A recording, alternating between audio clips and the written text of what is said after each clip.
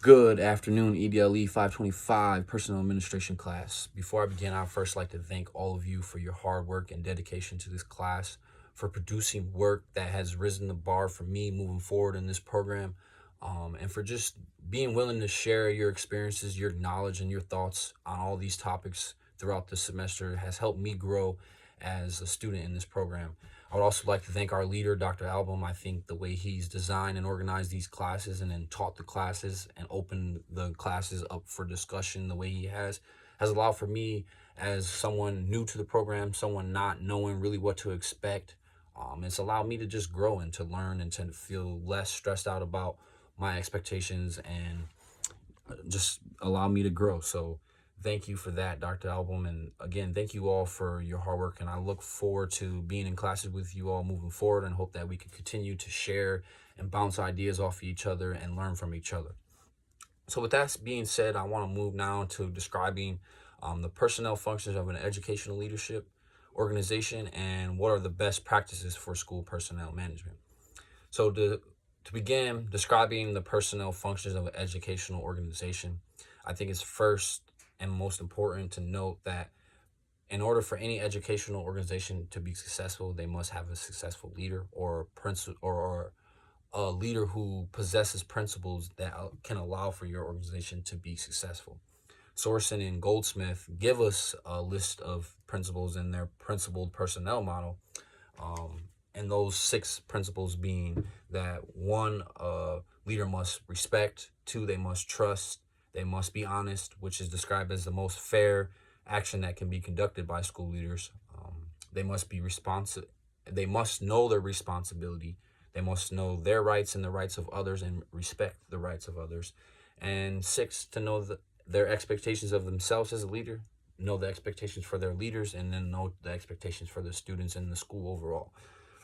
So not only must a leader have great principles and possess great principles and morals, but they also must be able to communicate.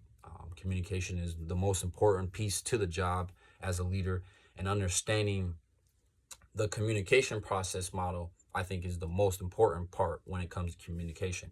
Understanding that you, as the sender, send a message, it's encoded, it's sent through a channel, it's then decoded and received from the receiver, is important for any leader to understand, because understanding the way a message flows is very important. But then to take that back, understanding the channel that you use as a leader to send a message is also very important. So you have face to face, you have phone, you have email, text, you have uh, personal written formats, you have formal written formats of letters that you can send. There's numeric formals.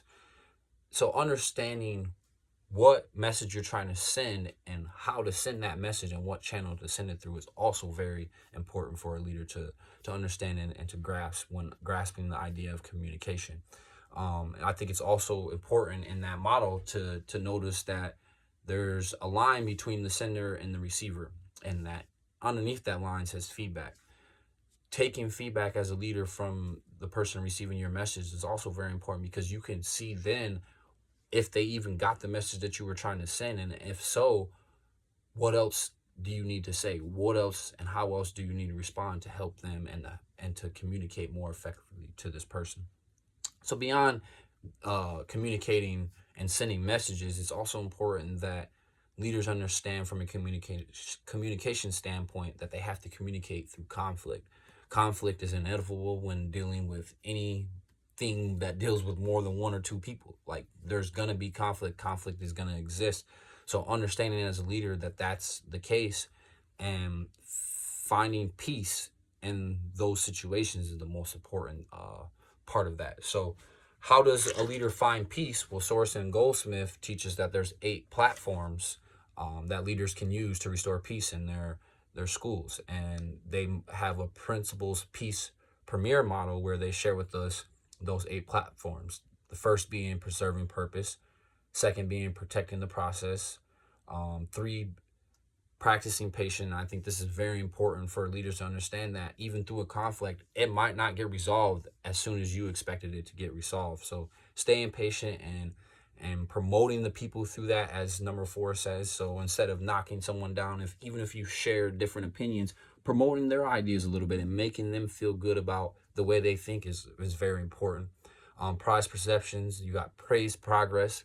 So even if the conflict isn't resolved in the timely manner or the fashion that you expected it to be, seeing progress, seeing that conflict come and start working towards a resolution is also important, and praising that and letting people in that conflict know that that's existing is important. Producing a plan and having a plan for how you plan on dealing with the conflict and what you're going to do after the conflict is resolved is also very important. And then number 8 being perfecting peace, understanding that at the end of the day in any conflict you want to come to a point where peace is perfected by both parties. So beyond dealing with conflict, I think those are some of the most important functions of leaders, is being able to communicate, being able to communicate through different channels, sending messages through different channels, and dealing with conflict is all important for a leader. And then possessing the 6 principles. So beyond the functions, I think some of the practices that a leader can use as far as school personnel management, I think the first practice and one of the most important practices that any principal or leader can use is establishing a visible presence in the school. So allowing the students, allowing the teachers, allowing people underneath you to see you is very important, because you want them to see that you're a human being just like them, that you make mistakes, that you're open to conversation, that you're a resource, that you're not just somebody that sits up in the office and hides from everybody, pushes papers, and tells everybody what to do. Nobody likes those type of leaders. So establishing a visible presence in the school is very important. Number 2, communicating a clear vision of school goals and objectives is also very important for any leader. Like, knowing what it is that your school's vision is and the goals and objectives are allows you to push those goals and push those objectives in a passionate manner, and push it in a way that is shared within the school. Number 4, I think it's very important that a leader practices collaborating regularly with school personnel. So the key to that being collaborating, not just telling school personnel what to do, but taking their thoughts, taking their ideas, understanding how they feel and how they see things is very important for any leader. And then 5, initiating effective professional development programs.